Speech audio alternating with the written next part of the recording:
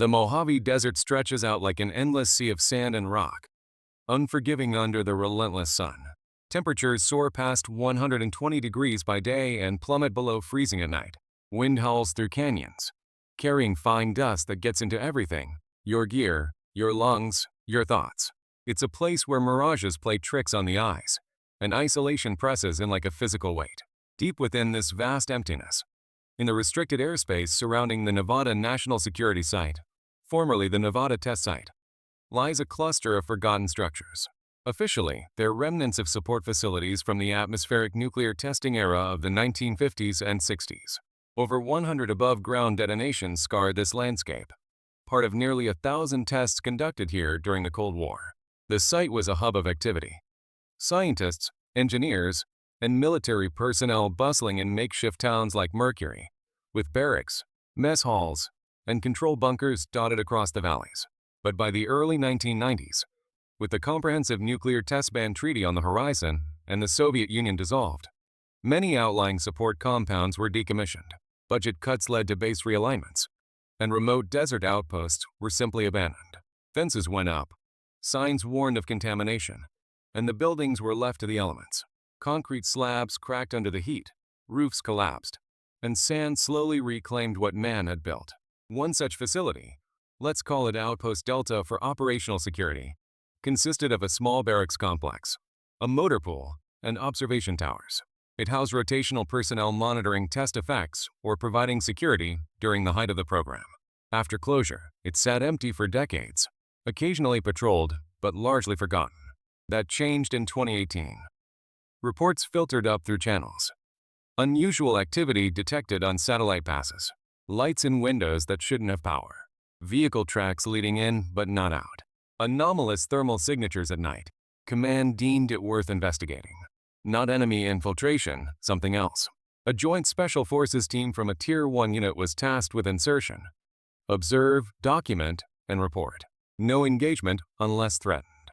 What they encountered over those weeks defied explanation. Whispers in empty halls.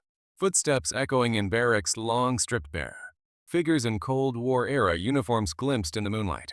This is their story, told in their own words. Chapter 1. Insertion and First Watch. My name is Staff Sergeant Reyes, call sign Reaper. I had been with the unit for 8 years by 2018, with multiple combat deployments under my belt. I had seen intense firefights, lost brothers in the sandbox, and operated in environments that would break most people. But nothing in all those years prepared me for what we encountered at Outpost Delta. We received the tasking with the usual sparse details typical of Tier 1 ops. Satellite imagery had picked up anomalies at an abandoned Cold War-era support facility deep inside the Nevada National Security Site. Lights in buildings with no power source. Fresh vehicle tracks appearing overnight. Thermal blooms that vanished on closer inspection. Command wanted boots on the ground for eyes on reconnaissance. No engagement unless hostile intent confirmed. Observe, document, report. The team was 6 strong. Sergeant First Class Harlan as team leader, a rock-solid operator with ranger roots and more tours than most. Specialists Knox, Vargas, Lopez, and Doc Ramirez rounding out the element. Every one of us seasoned, cross-trained, and trusted implicitly. We inserted by blacked-out helo roughly 5 clicks from the objective, fast roped into a dry wash under NODs, then patrolled in on foot carrying full mission load plus extra recording gear. The facility materialized out of the darkness like a ghost town from an old photograph. The main structure was a 3-story concrete barracks block arranged in a U-shape around a central courtyard that had long since filled with drifting sand. Flanking it were rusted Quonset huts sagging under decades of neglect, a collapsed observation tower leaning drunkenly to one side, and the skeletal remains of a motor pool where half-buried jeeps protruded like dinosaur bones. Perimeter fencing lay flattened in sections. Warning signs faded to illegibility. The whole place felt frozen in time, abandoned since the last atmospheric test crews packed out in the early 60s. We established our initial observation post on a low ridge 400 meters out, with good lines of sight across the compound and multiple exfil routes behind us. Harlan set the watch rotation. 2 operators up at all times, the rest grabbing rack time and shifts. I pulled the first graveyard watch alongside Knox. The desert night was brutally cold after the day's furnace heat, the kind of cold that seeps through your plate carrier and settles in your joints. Wind moaned across the open ground, pushing fine grit against our Geely overlays. Stars were sharp overhead. No light pollution for hundreds of miles. It was the sort of quiet that amplifies every small sound, your own breathing, the creak of gear, the faint tick of cooling sand. Knox and I settled into prone positions behind our long guns, thermals and night vision sweeping the target in slow arcs. The first couple of hours passed uneventfully. Just wind and darkness and the occasional jackrabbit skittering across the flats. Then Knox nudged my boot.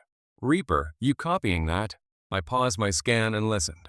Beneath the wind, something else. Voices. Muffled, distant, but unmistakable. They seemed to come from inside the main barracks block, filtering through broken windows. I adjusted my headset, thinking it might be spillover on an open freak. But the voices weren't on comms. They were acoustic, carried on the air.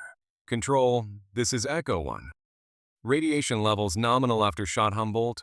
A pause, then a reply in the same clipped mid-century cadence. "Echo 1, Control copies all green. Proceed to Grid Bravo for effects observation." The exchange continued, calm and professional, exactly the way personnel would have coordinated during a live nuclear test 60 years earlier. But the buildings had no power, no occupants, and certainly no functioning radios. I glassed the structure with the thermal. Nothing. The entire complex registered ambient temperature. No hot spots that could indicate human presence. Yet the voices persisted, clear enough now that the wind had momentarily died down. Knox's voice was low. "We both hearing this, right? Tell me I'm not losing it." "Negative," I answered. "We are both hearing it." We logged the time and details, then keyed the mic to report up the chain. Harlan acknowledged, told us to hold position and continue recording. Minutes later, movement caught my peripheral. In the courtyard below, a patch of deeper shadow detached itself from the wall and moved with purpose across the open space. Human silhouette, average height, wearing what looked like old-style fatigues and a helmet. It walked a deliberate patrol route, paused beside the rusted flagpole at the center of the courtyard, and appeared to render a slow, formal salute to the empty pole. My thermal showed only cold sand and concrete. No heat bloom whatsoever. Under night vision, the figure was crisp, solid, real. Knox exhaled sharply. "What the hell is that?" The figure completed its salute, pivoted, and seemed to stare directly up the ridge toward our OP. Even at 400 meters, the attention felt personal, like it knew exactly where we lay prone. My pulse kicked despite years of training to stay steady under observation. Then it simply ceased to exist. No fade, no flicker, just gone, as though it stepped sideways out of reality. We maintained discipline, kept scanning, but the rest of the watch passed in uneasy silence. At first light, we displaced back to the rally point to link up with the rest of the team. Harlan reviewed our body cam and audio captures. The visual footage showed empty courtyard and dark windows, but the audio track preserved the faint, overlapping radio chatter clear as day. Chapter 2. Closer recon. Sergeant First Class Harlan here. I've led teams through some of the worst places on Earth. Fallujah in 04, the Korangal, Helmand Province. A few gardens that still don't officially exist. I've learned to trust my gut, keep my people alive, and never let the situation get weirder than I can control. Outpost Delta tested every bit of that.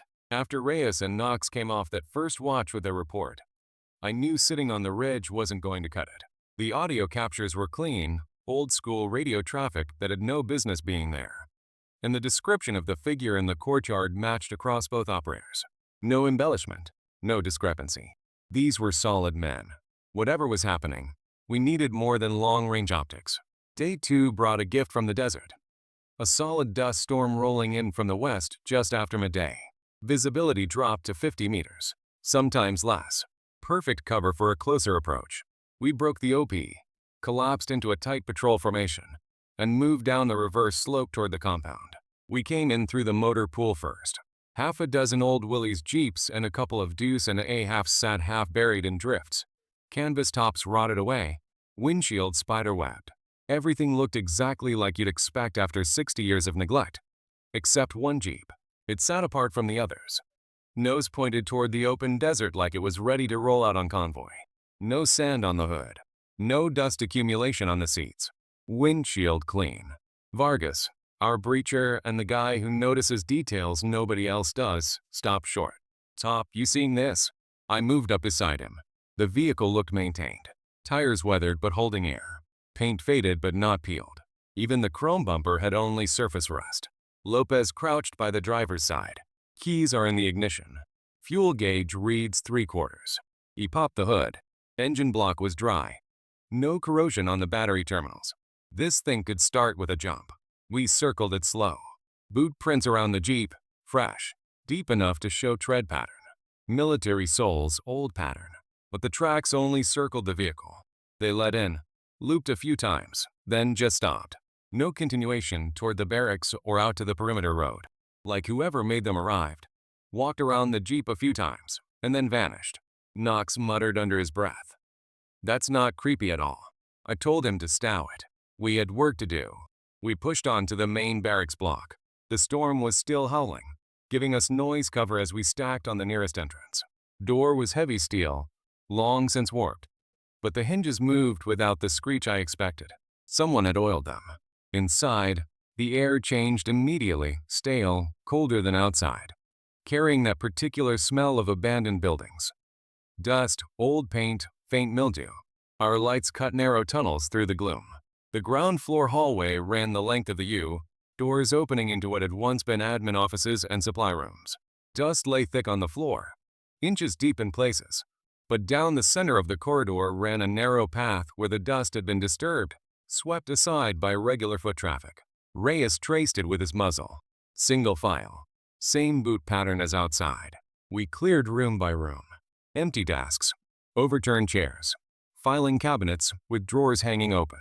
In one day room we found personal effects that shouldn't have been there. A faded black and white family photo propped against a coffee cup. A set of dog tags draped over the arm of a moldy couch. The name on the tags was still legible. I won't repeat it here. Some things stay classified. Even in stories like this. Doc Ramirez picked up the tags, turning them in his gloved hand. They're cold, like refrigerated. And, feel that? Almost a vibration. He passed them to me. He wasn't wrong. A low-frequency hum, barely perceptible, like standing next to a running generator. Then our radios crackled. Not our encrypted net, but an open analog channel we weren't transmitting on. Static, then a calm male voice. Perimeter secure. No anomalies detected. Standing by for further. We all froze. Lopez checked his handset. That's not our freak. That's military auxiliary band from the 60s. The voice continued, overlapping with another. Copy that. Maintain watch until relieved. I keyed my mic on our net. Everyone tight. No transmissions. Negative from the team. Nobody had spoken. We finished the ground floor sweep and moved up to the second level. Mess hall was next. Long tables still in rows. Benches pushed in neat. On a few tables, trays sat as if waiting for chow. Metal plates, forks and spoons laid out. Even a couple of rusted cans with pull tabs. Labels long faded, but dates still visible. 1967, 1968. Knox let out a nervous laugh. Place settings for ghosts. That's when the emergency lights flickered on.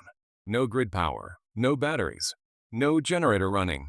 Yet the old fluorescent tubes in the ceiling hummed to life with a weak yellow glow. Enough to see the whole hall without our weapon lights. Directly above us, heavy footsteps started, measured, deliberate, like someone in boots doing a slow walk down the length of the third-floor corridor. We stacked at the stairwell, moved up quiet. Third floor was empty. Dust undisturbed except for our own prints coming up. No footprints ahead of us. No cold spots, nothing. But the footsteps kept going, back and forth overhead now, as if pacing the roof. We descended in good order. No panic, but nobody lingered. As we exfiled through the same door we'd entered, Vargas brought up the rear. Just before he stepped out, he stopped. Topped the basement door. I turned. At the far end of the ground floor hallway, a heavy steel security door with a padlock hasp. We'd passed it on the way in, chain looped through, lock in place, rust thick. Now the chain lay coiled on the floor. The hasp was open. The door stood ajar about 6 inches. No one had touched it. We marked it, logged it, and withdrew under the cover of the dying storm. Whatever was in that basement, it knew we were here, and it was starting to open doors. Chapter 3. The barracks halls, Specialist Lopez here.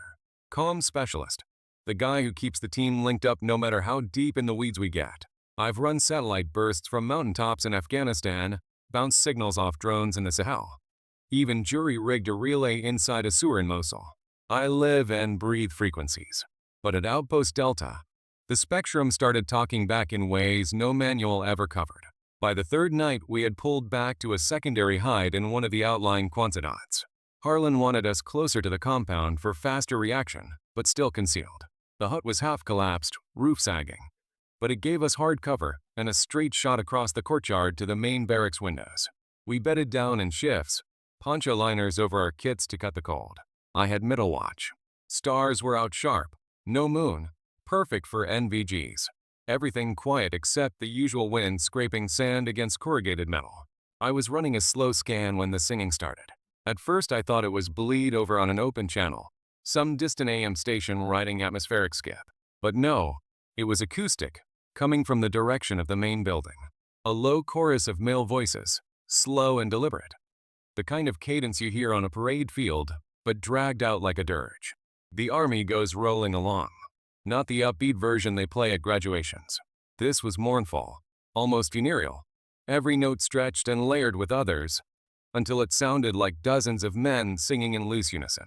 It rose and fell with the wind, but the wind wasn't carrying it. It was coming from inside those concrete walls. I keyed my throat mic soft. "Reaper, you up?" Reyes stirred beside me. "Copy. Tell me you hear that." He listened for a few seconds. "Yeah. Third floor day room, if I had to guess." We both glassed the building. The third floor windows, most panes long gone, now glowed with a warm amber light from within, not the harsh fluorescent flicker from before. This was softer, like lantern or candle glow. Silhouettes moved behind the openings. Dozens of them. Human shapes in old-style uniforms, helmets squared away, pacing back and forth or standing in loose groups. Some sat on what must have been the edges of bunks, heads bowed. Others leaned against window frames as if pulling security while looking out over the courtyard. Under PVS-14s they were crisp, detailed. OD green fatigues, M1 helmets with netting, web gear that looked straight out of archival footage. One figure in particular stood near the center window, taller than the rest, arms folded like an NCO supervising. He turned his head slowly and looked straight down the lens of my optic. Even at distance, even knowing it couldn't possibly see us through the dark and the ruined hut wall, my stomach dropped. The stare lasted seconds. Then he turned away as if satisfied. Reyes whispered, "Ghost platoon on standby." I logged it, woke Harlan quiet. He reviewed the thermal feed, nothing above ambient. No heat signatures at the windows, no blooms inside the structure. But the night vision and our own eyes told a different story. Harlan made the call at first light. We needed hard evidence. Photos, audio, something command couldn't dismiss as sensor glitch or mass fatigue. We moved in as soon as the sun cleared the ridge, stacking on the same entrance we'd used before. The swept path down the central hallway was wider now, as if more traffic had passed. Dust along the edges showed multiple overlapping boot prints, all the same pattern, all pointing in both directions. We cleared ground and second floors fast, same as before, but colder. Breath visible in the corridors even though outside temps were already climbing. Frost feathered the inside of some windows. Third floor stairwell felt heavier, like moving through water. We came up slow, muzzles tracking. The day room door stood open. Inside, rows of metal bunks lined the walls exactly as they would have in 1960. Mattresses gone, springs rusted, but blankets were folded square at the foot of each rack. Hospital corners tight. Footlockers sat closed and latched. One locker near the window was open. On top sat a neatly folded uniform shirt, sleeves creased, name tape still attached. SGT. Ellis, dated 1959. Doc Ramirez swept the room with his handheld EMF meter. Normally we laugh at that thing, but Harlan had us log everything. The needle pegged hard the moment he crossed the threshold, then settled. "This wasn't here yesterday," Reyes said, nodding at the uniform. "We cleared this room clean." Whispers started then, low at first, overlapping, like a dozen quiet conversations in the next room. "Who's the new rotation?" "Relief's late again." "Check the board for duty roster." "Any word on the shot schedule?" The voices weren't directed at us, at least not that we could tell. They sounded like fragments, men going about routine barracks life, waiting for orders that would never come. We backed out in good order. No sudden moves. The whispers followed us down the hallway, fading only when we hit the stairwell. That night, from the Quonset hide, the third floor stayed lit for hours. We watched silhouettes drill in slow formation, heard faint laughter and the clink of mess kits being stacked. The singing came back once, stronger, then cut off abruptly like a record yanked off the turntable. Next morning, we returned. Third floor was empty again. Dust lay undisturbed except for our own boot prints from the day before. No blankets, no uniforms, no footlockers. Just bare springs and silence. But the frost patterns on the inside of the windows spelled out letters in uneven script.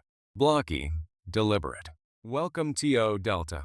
Whoever, or whatever, was in those halls knew we were there, and they were starting to acknowledge us. Chapter 4. The basement. Doc Ramirez here. Combat medic, multiple rotations downrange. I've treated gunshot wounds under fire, stabilized blast injuries in the back of a moving MRAP, held pressure on arteries while calling in 9 lines. I've seen men die and men survive things they shouldn't. I thought I had a pretty solid grip on what fear feels like. Outpost Delta showed me I was wrong. By day 4, we couldn't put it off any longer. That basement door had gone from chained and padlocked to hanging open overnight. And none of us had touched it. Harlan made the call after we linked up at dawn. We were going down. Whatever was inviting us, we needed to see it with our own eyes. We stacked on the ground floor hallway again. Same entry point. The air inside the barracks felt heavier than before, like the building itself was holding its breath. Our lights cut through dust motes hanging motionless. The swept path down the corridor was even more defined now. Multiple lanes of boot traffic, all heading toward that steel security door. The chain still lay coiled on the concrete where it had fallen. No fresh rust breaks, no tool marks, just open. Harlan gave the nod. Vargas took point, muzzle tracking down the stairwell as we descended single file. Concrete steps, metal railing loose in its brackets. The temperature dropped hard 10, maybe 15 degrees colder than the floors above. Air was thick, stale, carrying a metallic tang like ozone after a lightning strike, mixed with old sweat and something else I couldn't place. At the bottom, a long corridor branched left and right. Walls were lined with heavy piping, some of it labeled for ventilation or electrical. Doors spaced every 20 feet, most standing open into small storage rooms. We cleared them methodically, crates stenciled with faded markings. Dosimetry equipment, handle with care. Geiger counters Type A and /PDR-27. Film badges Class IV, all dated late 50s, early 60s. Some crates pried open, contents scattered like someone had been inventorying them recently. One room deeper and held racks of old protective suits, bulky, lead-lined, helmets with thick visors. A few suits hung unzipped, as if the wearers had just stepped out. Then we came to the vault door. Heavy steel, bank vault style, with a combination wheel and a dogging lever. No electronic locks. This was pure mechanical Cold War tack. It should have been sealed decades ago. It stood cracked open 6 inches. Light leaked out. Not our lights. Soft white, steady, like from overhead fluorescents that had no power source. Harlan signaled hold. We listened. Nothing. No hum of ventilation. No drip of water. Just our own breathing. Vargas and I took the breach. He worked the wheel slow. Spun it a few clicks until the dogs retracted with a dull thunk. Door swung inward on well-oiled hinges. Inside was a control room straight out of a museum. Banks of analog consoles lined the walls, dials and gauges behind cracked glass. Toggle switches labeled in faded stencil. Reel-to-reel recorders the size of footlockers. In the center, 6 swivel chairs faced the main panel, and in 5 of those chairs sat figures. At first glance, I thought bodies. Skeletal remains in rotted uniforms, slumped forward like they'd fallen asleep on duty. But as our lights hit them, details resolved. They weren't solid. Translucent. Edges shimmering like heat haze. Uniforms were intact. OD fatigues. Dosimeter badges clipped to pockets. Clipboards resting on laps. Faces gaunt. Eyes hollow. But turned toward us as the door opened. The 6th chair was empty. One figure, the center one, rank insignia suggesting a major, lifted its head slow. Mouth moved, but no sound came from the air. Instead, the words formed inside our skulls, flat and mechanical. Intruders on premises. Identify yourselves and report to command. My heart hammered so hard I felt it in my teeth. I swept them with my weapon light. No heat on thermal. No respiration. But they tracked us, heads turning in unison as we shifted position. Lopez whispered, "Doc, my EMF is pegged again. Off the scale." Another voice layered over the first, younger, urgent. "Containment breach possible. Recommend immediate lockdown." Harlan kept his voice steady. We're exfiling. Slow and controlled. We backed out step by step. The figures didn't rise, didn't pursue. Just watched. As Vargas pulled the vault door shut, the center one spoke again. Directly into my head this time, personal. "You're late for relief." The door closed. Dogs engaged with a heavy clang. We moved up the stairs faster than I want to admit. Topsides, the hallway felt warmer, almost welcoming by comparison. We cleared the building and withdrew to the motor pool for a quick head count and vitals check. Everyone's heart rate was elevated. Mine hit 140 sitting still. No physical cause. No dehydration. No altitude, no stimulants. Just raw adrenaline dump. That evening, activity in the compound ramped up like never before. From the Ridge OP, we watched the entire facility come alive. Windows glowed floor by floor. In the motor pool, headlights flicked on, those old Willys Jeeps rolling slow patrols around the perimeter road. Engine silent. No exhaust. No dust kicked up by tires. Figures walked the courtyard in formation. Rifles at sling arms. One Jeep broke off and headed straight toward our position. No acceleration. Just steady advance across the flats. Harlan gave the order. We displaced fast. Low crawl down the back side of the ridge. Put terrain between us and the compound. Whatever was down in that basement wasn't just echoes. It was organized. It was waiting. And it had started reaching out. Chapter 5.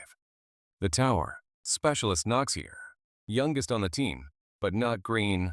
2 combat rotations. Airborne wings. Selection behind me.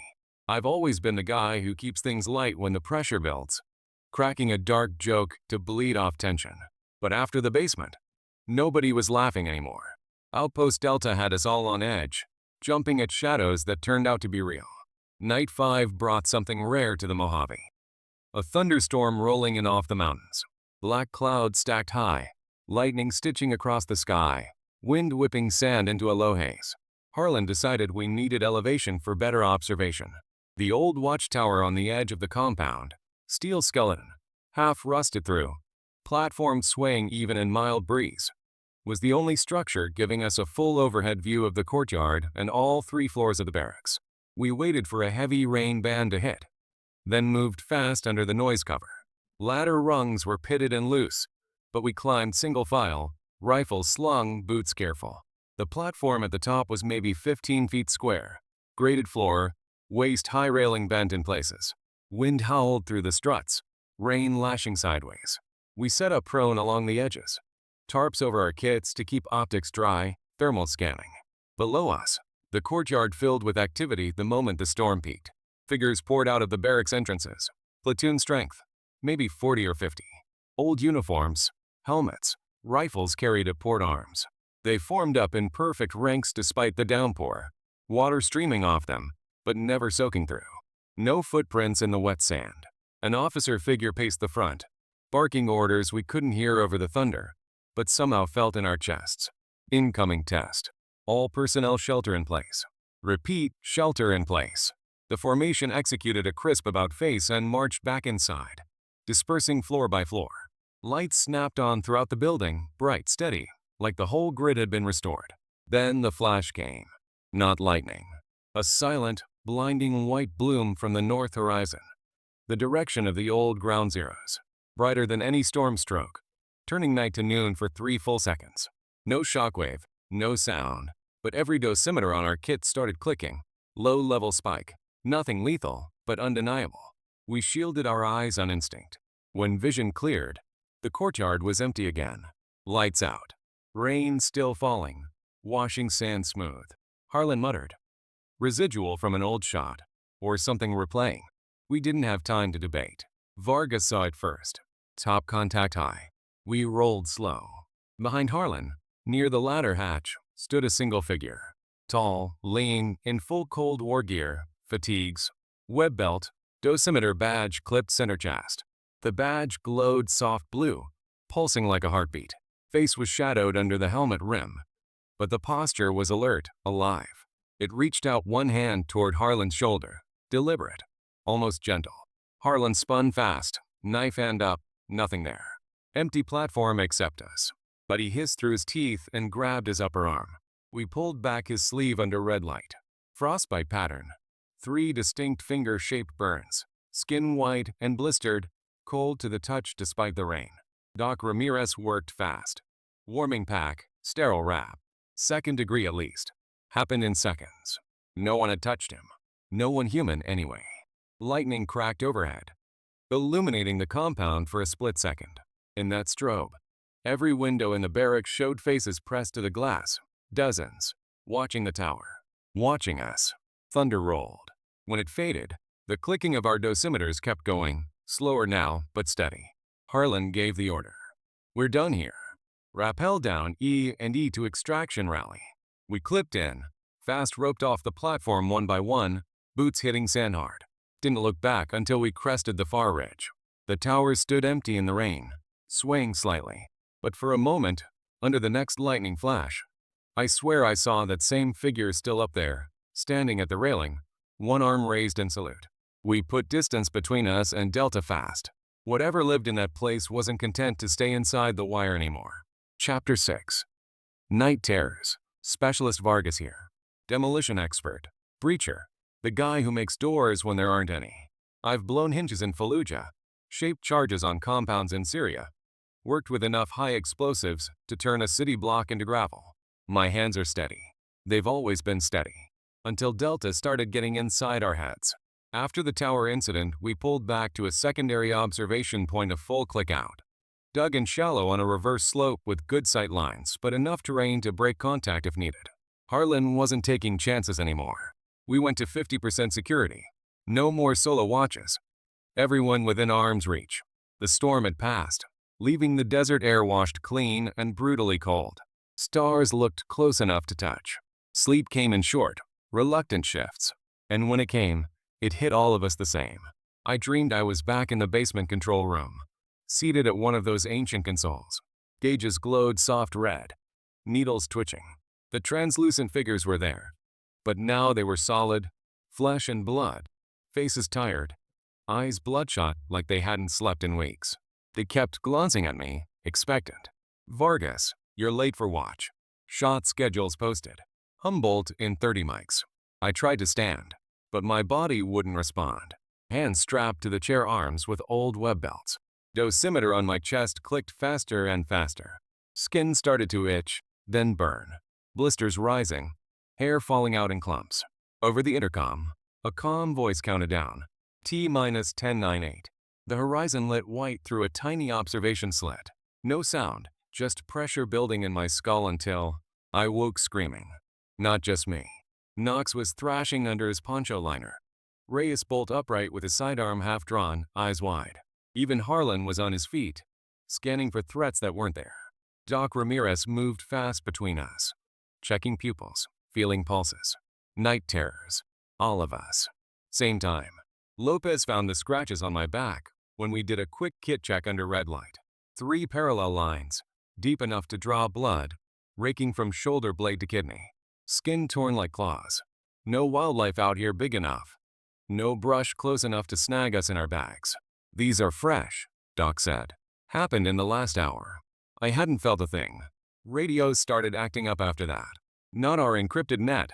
Those stayed quiet. But the old analog channels we'd monitored earlier came alive with constant chatter. Voices overlapping like a busy command freak during a live event. Bravo team, report status. Lost visual on surface observation post. Radiation levels spiking grid Charlie. Then, clear as day, one of our own call signs mixed in. Reaper, this is Echo 6. Fall back to bunker. Repeat, fall back. Reyes stared at his handset. That wasn't any of us. Harlan ordered radios off except for emergencies. We complied, but the voices kept coming, faint, like bleed over through the insulation of our headsets even when power down. Whispers in the dark. Relief column overdue. Standing by for orders. Join the watch. We kept eyes out, weapons up. The compound was lit again. Soft glow from every window. Shadows moved inside, pacing hallways, standing at parapets.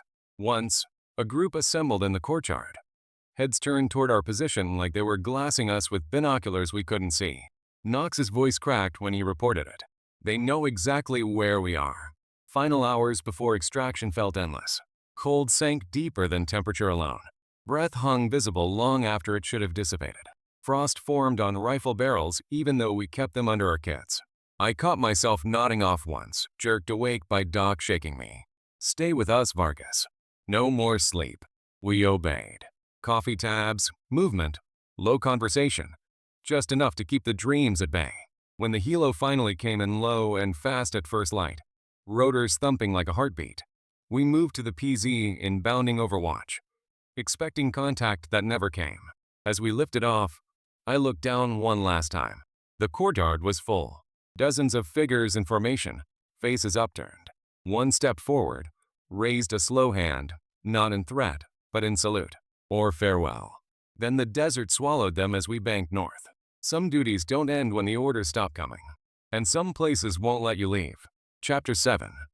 Exfiltration and Aftermath. By the time the sun breached the eastern ridges on what was supposed to be our final day, we were running on fumes, caffeine tabs, sheer will, and the kind of discipline that gets drilled into you until it overrides everything else. The team moved like professionals. No complaints, no visible cracks, but I could see it in their eyes. We were all carrying something heavier than our rucks. Extraction was scheduled for a cold PZ 2 clicks north of the compound. The bird came in low and fast, rotors thumping against the thin desert air, kicking up a storm of sand as it settled. We bounded aboard in pairs, covering sectors until the last man was in. Doors slammed, and we lifted hard, banking away from Outpost Delta like we were evading ground fire. Only when we cleared the restricted airspace and leveled off did anyone speak. Reyes stared out the open door, wind whipping his face. They were still there, in formation, watching us leave. I didn't answer right away. I was cataloging details for the debrief I knew was coming, classified channels, redacted reports, the kind that disappear into black budgets. But some things don't redact easy. One of those things was sitting in my cargo pocket. During the final gear check at the rally point, I'd found a set of dog tags tangled in my kit. Not mine. Not any of ours. Old-style embossed steel. Beaded chain oxidized green with age. The name matched the one we'd seen on that folded uniform shirt in the third-floor day room. Sergeant Ellis. Stamped with the date of entry, 1958, and a blood type that wasn't common. I hadn't picked them up. None of us had carried anything out of that building except digital footage and bad memories. Doc noticed me turning them over in my hand. "Top, where'd you get those?" "Good question." We flew the rest of the way in silence. Debrief took place at a secure site outside Vegas. Windowless rooms. Polygraphs optional, but strongly encouraged. We gave straight accounts. Timelines, observations, sensor logs. Command listened, faces blank. Official finding came down fast. Anomalous environmental phenomena. Possible low-level contaminant exposure leading to shared hallucinations. Recommendation. Medical monitoring, no further action. Some footage was corrupted, static where figures should have been, audio tracks wiped clean in places. Convenient. But not everything vanished. My frostbite scars healed slow, shaped like fingerprints that never quite faded. Vargas's scratches scabbed over into raised lines that still itch when storms roll in. Knox stopped joking altogether. Lopez swears his radios pick up faint traffic sometimes, old call signs, countdowns, on frequencies that haven't been used since analog days. And those dog tags, they stayed with me. I tried turning them in as evidence. Got waved off. Tried mailing them anonymously to the National Archives. Package came back and opened. Eventually I locked them in my safe. Sometimes, late at night, I take them out. They're always colder than the room around them. Outpost Delta is still out there. Satellites keep watch now, remote sensors, drones on occasional passes. No more boots on the ground that I know of. The barracks stand quiet under the sun, sand drifting higher against doors that no longer open on their own. Or so the reports say. I think about those men we saw, guards, technicians, support troops stationed at a remote facility waiting for tests that reshaped the world. They did their duty in an era when duty meant standing post while the sky turned to fire. When the program wound down, the buildings were abandoned. But maybe something else wasn't. Residual energy from the blasts, psychic echoes imprinted on the concrete, or just soldiers who never got the order to stand down, bound to a watch that is no end. We were sent to observe a threat. We did our job. But in the end, something observed us right back and decided we were the relief column that finally showed up. Only we left again. And they're still waiting. If you ever find yourself driving those empty Nevada roads at night, past the warning signs and the restricted gates, don't stop. Don't look too long at the distant shapes against the stars. Some posts don't relieve, they recruit.